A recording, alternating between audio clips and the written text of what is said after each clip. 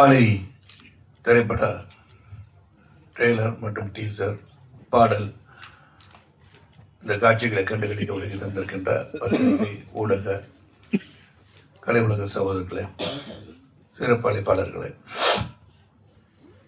எனக்கு முன் பேசிய இந்த குழுவினர்களே, இங்கே எல்லாரை பற்றியும் தொடர்ந்து பேசுறதுனால அந்த பேர் வரும்போது நான் பேசுகிறேன். இந்த படம் முதல்ல நமது இயக்குனர் மாதவ ராமதாஸ் சொல்லும் போது, ஏன்னா அவருக்கு மேல் விலாசம் ஒரு படம் பண்ணியிருந்தார். நீங்கள் பார்த்தீங்களா என்னன்னு தெரியல. ஒரு கோர்ட் ரூம்குள்ளே ஒரு கதையை பண்ணியிருப்பார். கோர்ட் மார்ஷல் சம்மந்தப்பட்ட பார்த்திபன் நடித்த அந்த படம். அந்த படத்தை நான் பார்த்தேன். அந்த கோர்ட் ரூம் விட்டு அங்கே ஒரு ரீசர்ஸ் அப்படின்னு சொல்லுவானே, ஒரு அட்ஜாயின்மெண்ட் மாதிரி இருக்கும். சரி, இப்போ வெளியே போவார் போல இருக்கு அப்படின்னு பார்த்தா, அந்த 2 கேரக்டர் உள்ளே நிற்க வச்சு கோர்ட் ரூமில் பேசிகிட்டு இருப்பாங்க. ஸோ நெவர் ஈ வெண்ட் அவுட் எக்ஸப்ட் ஒரு சின்ன ஒரு ஃப்ளாஷ் சொல்கிறதுக்காக வெளியே போயிருந்தார். இது ஒரு வித்தியாசமான திரைப்படமாக நான் பார்த்தேன். அப்போ சுரேஷ் கோபி நடித்த அப்போ அது பார்த்தேன். அது how doctor how you feels later about the சிஸ்டம்னு சொல்லி அந்த சிஸ்டத்துக்குள்ளே போனார். இந்த கதை சொல்லும் போதும் இது கம்ப்ளீட்டாக அந்த வெசலில் தான் இருக்குது, அந்த ஷிப்பிங் வெசலில், அந்த ஃபிஷிங் போட்லாம். நான் சொன்னேன், இது வெளியே போகாட்டி கதை எப்படி இருக்கும், இந்த கதையை எப்படி நம்ம கொண்டு போக போகிறோம், இது கடல்லே முழுமையாக எடுக்கணும்னா கூட அதுக்கு பெரிய செட்டு போடணும். இதெல்லாம் தான் என்னோடய முதல் கேள்வியாக இருந்தது. இதெல்லாம் நாங்கள் யோசனை பண்ணி வச்சுட்டோன்னு சொன்னார். அங்கேயே அவருடைய டெடிக்கேஷன் எனக்கு தெரிஞ்சது. ஏன்னா ஒரு செட்டு போட்டு அந்த சைஸ் ஆஃப் த போட்டே செட்டு போட்டு அந்த உள்ளே எடுக்கிற ஷார்ட்ஸ் எல்லாம் ஹைட்ராலிக்ஸ் கொடுத்து அந்த ஷேக் கொடுக்கறது எல்லாமே எப்படி தண்ணீர் ஆடுக்கும் அந்த அளவுக்கு ஷேக் கொடுத்து ஒரு டெடிக்கேஷனோட இந்த படத்தை ஒரு முயற்சி எடுத்திருக்கார். இந்த படம் என்னை பொறுத்த வரைக்கும் ஒரு வித்தியாசமான திரைப்படமாக தான் நான் பார்க்குறேன். ஹரிசார் இதை எப்படி பார்த்து இதை வாங்கியிருக்கான்னு எனக்கு தெரியும். இது ஒரு வித்தியாசம்னு சொல்லும் போது படங்கள் வருகிற கமர்ஷியல் ஆஸ்பெக்டை பார்த்து ஆடல் பாடல் பிரம்மாண்டங்கள் இதெல்லாம் இருக்கும். ஆனால் இதில் ஆடல் பாடல் பிரம்மாண்டங்கள் இருக்குன்னு சொன்னால் பிரம்மாண்டமான கதையாக இருக்கும். அந்த கதை ஒரு வித்தியாசமான கதையாக இருக்குன்னு எனக்கு தெரியும். ஆனால் எந்த அளவுக்கு இது இன்று உள்ள ஆடியன்ஸ் பலவிதமான திரைப்படங்களை பார்க்குறாங்க, பல கதைகளை பார்க்குறாங்க, ஓடிடி பிளாட்ஃபார்ம் கதைகள் பார்க்குறாங்க. அவங்களுக்கு கண்டென்ட் நிறைய ஆயிடுச்சு. இப்போ ஷார்ட்ஸில் பார்த்துட்ருக்காங்க. இப்போ ரிங்கு அதான் பார்த்துட்ருக்காங்கன்னு நினைக்கிறேன். முன்னாடி நாங்கள் பேசுறது கேட்குறாங்களா, ஷார்ட்ஸ் பார்க்குறாங்கன்னு தெரில. ஸோ இந்த அளவுக்கு இப்போ சினிமா கலை எல்லாமே இப்போ ஒரு மொபைல் ஃபோனில் வர ஷார்ட்ஸ் அளவுக்கு வந்துடுச்சு. இப்போ நம்ம எதுக்கு நடிக்கிறதுன்னு தெரில. ஷார்ட்ஸுக்கு நடிக்கிறதா, ரீல்ஸுக்கு நடிக்கிறதா, டெலிவிஷன் நடிக்கிறதா, வெப் சீரிஸில் போய் ஓடிடி பிளாட்ஃபார்ம் நடிக்கிறதா, பெரிய திரைப்படங்கள் நடிக்கிறதான்னு ஒரு கன்ஃபியூஷன். எந்த ஒரு நடிகருக்கும் தேவையில்லை. எதில் நடித்தாலும் நடிப்பு தான். ஸோ அதில் எந்த ஒரு மாற்றத்துக்கும் எனக்கு தெரியல. unless until you bring what you can do to the screen, you are not an actor. So any opportunity to act பண்ணுறது ரொம்ப ரொம்ப நல்லது நான் நினச்சிக்கிறேன். ஏன்னா காலத்தின் ஓட்டத்தில் என்னெல்லாம் மாறிக்கிட்டே இருக்கும். இந்த மாறுதலுக்கு நான் மாறிக்கொள்ள வேண்டியதான், மாற்றம் ஒன்று தான் மாறாததுன்னு பல தடவை கேள்விப்பட்டிருக்கோம். ஸோ மாதவ ராமதாஸுடைய இந்த வித்தியாசமான திரைப்படம் நான் சொல்லுவேன். அந்த வித்தியாசமான திரைப்படம் நிச்சயமாக வெற்றி பெறுவதற்கான வாய்ப்பை உருவாக்கி தரும் இடத்தில் நீங்கள் இருக்கீங்க. ஏன்னா வித்தியாசமான கதை சொல்லியிருக்காங்கன்னு சொல்கிறது இப்போ முக்கியம். இதுவும் அது மாதிரி எடுத்திருக்காங்க, இதுவும் அப்படி தான் இருந்துச்சுன்னு சொல்கிறத விட ஒரு வித்தியாசமான முயற்சி எடுப்பவர்களை வரவேற்பது நம் கடமை என்று தான் நினைக்கின்றேன். இந்த படத்துக்கு ஒரு மிகப்பெரிய ஒரு வலிமையான ஒரு பின்னணி இருக்குது அப்படின்னு சொன்னால் அது காரணம் உண்மையிலே என்னுடைய அன்பு சகோதரர் ரசூல் பூக்குட்டி சார் தான். ஏன்னா இது சவுண்டுக்கு ரொம்ப இம்பார்ட்டன்ட் கொடுக்குற படம். ஏன்னா கடல் எடுக்கும்போது கொச்சின்லேருந்து ஹார்பர்லேருந்து வெளியே போய் தான் எடுத்தோம். அந்த சவுண்டு, இந்த டெடிக்கேஷன் விச் இஸ் ஒர்க்ஸ். அதனால தான் அவருக்கு ஆஸ்கர் கிடச்சிருக்கு. மேலும் பல ஆஸ்கரை வெற்றி பெறணும்னு ஆசைப்பட்றேன். ஏன்னா அந்த டெடிக்கேட்டட் ஒர்க், அந்த மைக் எடுத்துக்கிட்டு காலையிலே அந்த சவுண்டு எடுக்கிறதுக்காகவே போகிறார் ஒரு டீமை வச்சுக்கிட்டு. எது எப்படி இருக்கணும், அந்த டாக் சவுண்ட் சொன்னார், டாகோட பைட் ஃபோர்ஸ் எப்படி இருக்கும், பைட் பண்ணால் எப்படி இருக்கும், அது என்ன மாதிரி இருக்குது சவுண்டு, க்ரௌலிங் சவுண்டோட. இதில் ஒரு ஃபைட் அந்த நாய் அட்டாக் பண்ணுற ஒன்று பண்ணியிருப்பாங்க. I think it is Belgium மேலநாய்.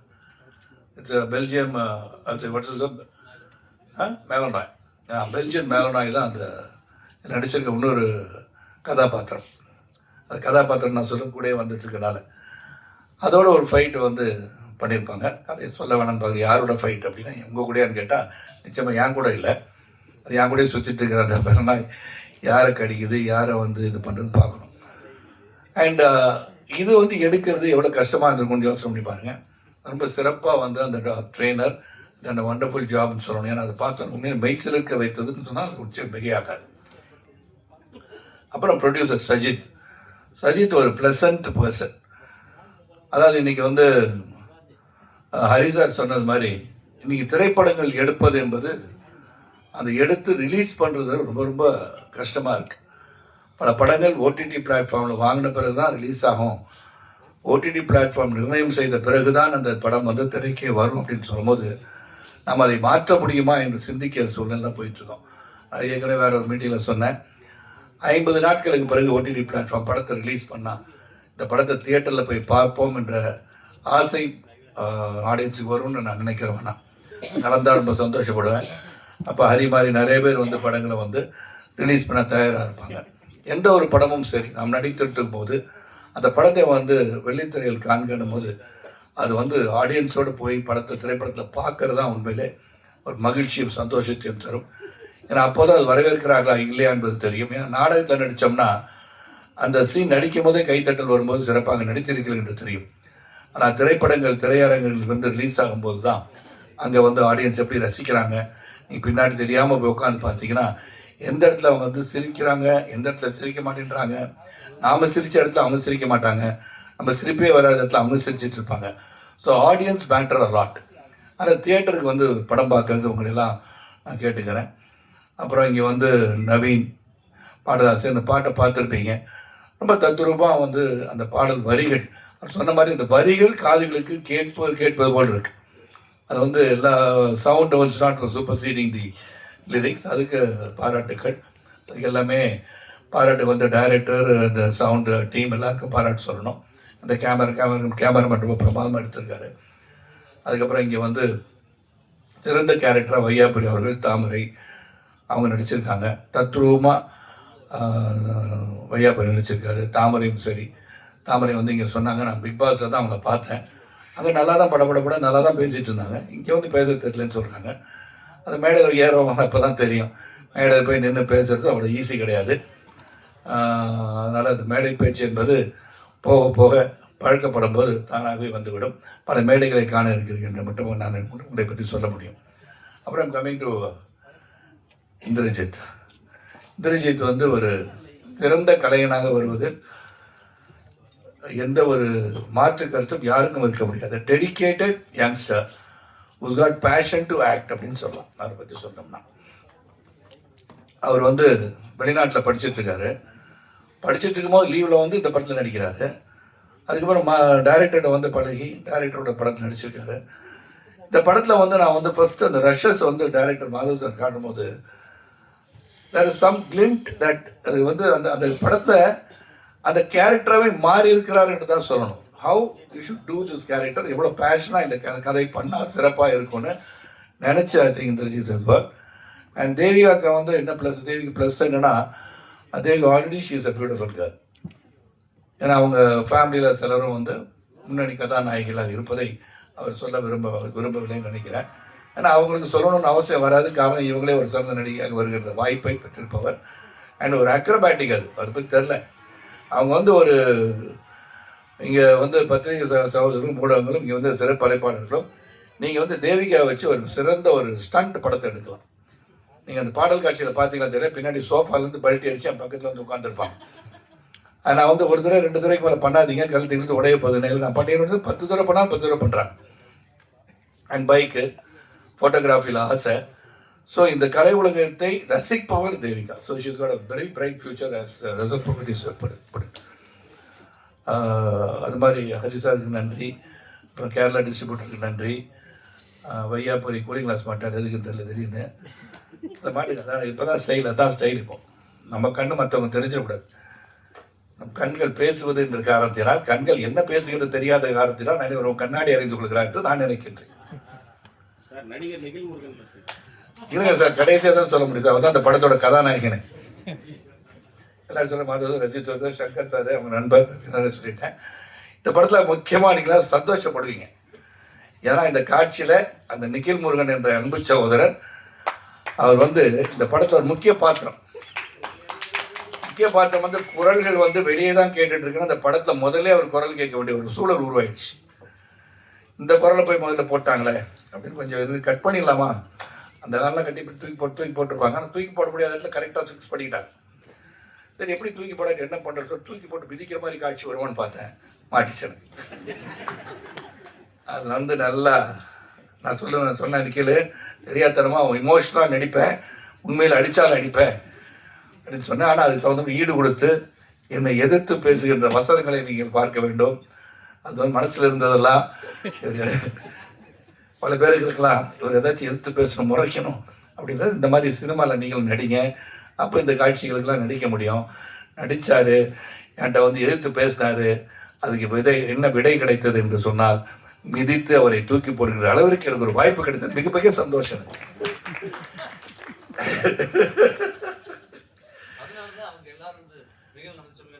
நின்றுறீங்க, உட்காருங்க, இங்கே பாருங்க, லெஃப்டில் பாருங்க, ரைட்டில் பாருங்கன்னு வர நீ எங்கேயும் பார்க்காது ஒரே மிதி ரொம்ப சந்தோஷம். ஸோ நிக்கில் வந்து ஒரு பெரிய சப்போர்ட். ஏன்னா கலை உலகத்தில் வந்து பார்த்தீங்கன்னா ட்ரெஸ்ஸை மாற்றிக்கிட்டு இருக்க ஒரே ஒரு ஆள் அவர் தான். ஒரு நாளைக்கு 10 ட்ரெஸ்ஸு மாற்றுவார். ட்ரெஸ்ஸை மட்டும் மாற்றினா பரவாயில்ல, இதயத்தை மாற்றிடாதீங்கன்னு சொல்ல வந்தேன் நான். நல்ல மனிதன் என்பதை மாற்றி விடாதீர்கள். இந்த வருகை தந்திருக்கும் அனைவருக்கும் ரொம்ப ரொம்ப நன்றி. அந்த படம் மியூசிக் கிஃப்டாக இருந்தாலும் சரி, சவுண்ட் வந்து பெரிய முக்கியமான பங்கு. எனக்கு கொடுக்கப்பட்ட கதாபாத்திரம் நீங்கள் பார்த்துருப்பீங்க, கிளிம்ஸில் பார்த்துருப்பீங்க. ஒரு நெகட்டிவ் ஷேட் இருக்கிற படம் அப்படின்னு சொல்லும் போது ஐ ரியலி கெட், நான் கேள்விகள் கேட்க தான் செய்வேன். ஆனால் இன்றைக்கி வந்து நெகட்டிவாக இருக்கிறவங்க தான் வெற்றி பெறுறாங்க. இன்றைக்கி வந்து நீங்கள் வந்து கதாநாயகன் என்று சொன்னால் நல்லவனாக இருந்தால் மட்டும் கதாநாயகன் இருக்க முடியாது. அவன் என்னென்ன தப்பு பண்ணுறானோ அவன் தான் கதாநாயகன். வில்லன் பிகம்ஸ் அ ஹீரோ, அந்த hero becomes a villain these days. நான் கலை உலகத்தை பற்றி பேசுகிறேன், நீ வேற எடுத்துக்கூடாது. ஏன்னா அப்படி தான் இருந்துச்சு. ஏன்னா புஷ்பா 2ல வந்து பாவம் அதில் வந்து அவர் வந்து செம்மரம் கடத்திட்டு இருக்காரு, அவர் தானே ஹீரோ. ஏன்னா அந்த பாவம் ஃபாத் ஃபாசில் வந்து gets beaten till the end is not able to catch. அந்த மாதிரி இன்னைக்கு வந்து காலங்கள் மாறிவிட்டன. ஆனால் எதை நோக்கி போது ஒரு கதை வித்தியாசத்தை தேவைப்படுகிறது. அந்த வித்தியாசத்தை பயன்படுத்துறது தவறு என்பதை உணர்த்துகின்ற காட்சிகளும் வந்து விடுகிறது. அதனால் அது ஒரு டிஸ்க்ளைமர் மாதிரி போட்டுருக்கோம். ஆனால் இந்த படம் வந்து என்னை பொறுத்த வரைக்கும் இது வந்து மிகப்பெரிய கலெக்ஷன், 1000 கோடி கலெக்ட் பண்ணோம், 3வது நாளே வெற்றி விழா கொண்டாடுவோம் அப்படின்னு நான் சொல்ல மாட்டேன். இதை பொறுத்த வரைக்கும் ஒரு நல்ல கதை, ஒரு சிறந்த இயக்குனர், வித்தியாசமாக சிந்திக்கின்ற ஒரு இயக்குனர் எப்படி மேல் விலாசம் முப்பத்திரப்பு எல்லாம் பண்ணாரோ அதே மாதிரி இந்த படத்தையும் நான் இதுக்குள்ளே தான் சார் பண்ணணும் அப்படின்னு ஃபீல் பண்ணியிருக்கேன். கதை வெளியே போயிட்டு வந்தாலும் இதுக்குள்ளே நடக்கிற இந்த சம்பவம் அண்ட் அதில் நடக்கிற emotions between me and Indrajith and performance orient film, இதை வந்து கடுமையாக பேசுவதும் சரி, கடுமையாக நடந்து கொள்வதும் சரி, அந்த போட்டில் எடுக்கிறதுக்கு நாங்கள் பட்ட கஷ்டங்கள், அதுக்கப்புறம் அந்த இறுதியில் என்ன நடந்ததுன்றது வெரி இமோஷ்னலாக வந்து அந்த கதையை வந்து ராம்தாஸ் சார் சொல்லியிருக்காங்க. Thank you for giving me this opportunity director sir. நீங்கள் வித்தியாசமான படங்களை எடுங்க, to not deviate from what thoughts you have. ஏன்னா அதை டீவியேட் பண்ணாமல் நான் இந்த மாதிரி எடுக்கலாமா, இப்படி வேறு வித்தியாசமாக படம் பண்ணலாமா அப்படின்னு நினைக்கணும்னு அவசியமே கிடையாது. Keep your genre and make it more interesting and commercial. ஏன்னா கமர்ஷியலாக இருந்தால் தான் you will be look back and people will start looking at you as producer. அவர் பணம் சம்பாதிக்கணும், டிஸ்ட்ரிபியூட்டர் பணம் சம்பாதிக்கணும். ஸோ இந்த படத்துக்கு வந்து நீங்கள்லாம் வந்து உங்கள் ரிவ்யூஸ் படம் பாருங்கள். ஒரு வித்தியாசமான முயற்சி, நாங்கள் இதை எதிர்பார்த்து வந்தோம், அதெல்லாம் இல்லையே அப்படின்னு நீங்கள் ஈஸியாக சொல்லிட்டு போயிடலாம். எடுத்த முயற்சிக்கு நீங்கள் உந்துதாக உறுதுணையாக இருந்தீர்கள் என்று சொன்னால் இது போன்ற படங்கள் வெற்றி பெறும் என்ற நம்பிக்கை எனக்கு இருக்குது.